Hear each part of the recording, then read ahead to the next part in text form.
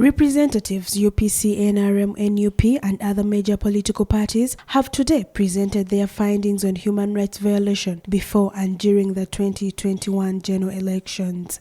We amalgamated our issues on human rights and special abductions during the meeting with the President as SGs.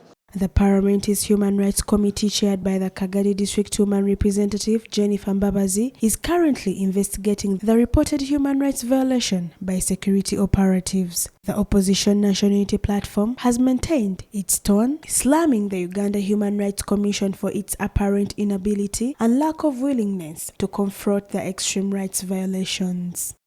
Madam Chairperson, there was a massacre in this country emerging out of protests that took place when our President, Honorable Chagulanyi, was violently arrested in Luka district. To date, there has been no investigation into this matter, despite repeated demands by us and the international community. The officers who murdered the people of Uganda have not been brought to book. The families of the deceased were promised compensation, but this has not been done. The party Secretary General has called for an urgent need to reform the manner in which members of the Human Rights Commission are appointed. It has since been reduced into a lame duck body, seemingly unable and willing to confront the egregious forms of human rights. We can provide, and we provided them the last time, this committee, with several complaints we've made to the Human Rights Commission,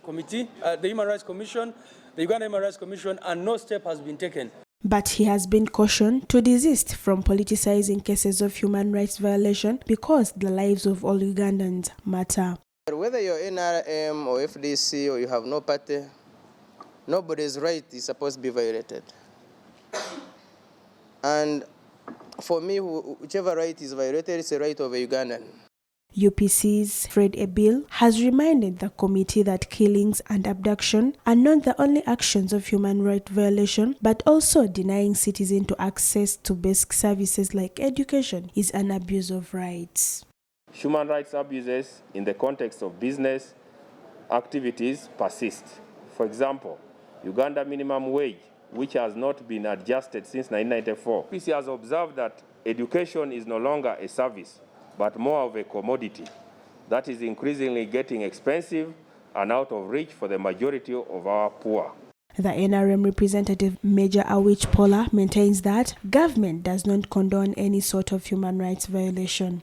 Our guidelines and instructions to the government agencies is clear that rights must be protected. And I also want to say that as a party we have periodic review of what government is doing. Meanwhile, Terego District Woman MP Rose Obinga has told the committee that she's receiving threats from NRM rebel MPs. You want us to be fighting?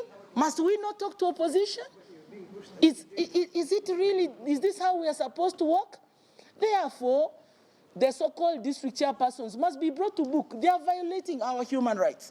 The committee plans to meet all victims of political violence as they gather evidence to beef up the investigation. Sarah Nakandi, CTV, PM Edition. Are my sons or others are fit to even